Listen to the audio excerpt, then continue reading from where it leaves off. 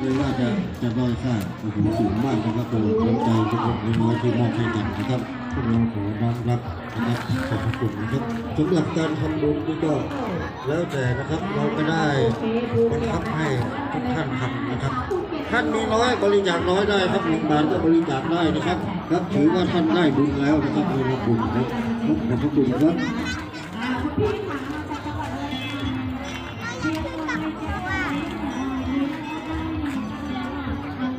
เอาไปก่อนจะได้เห็นภาพดี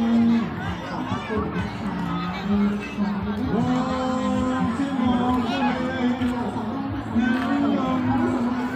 ให้ทุกข์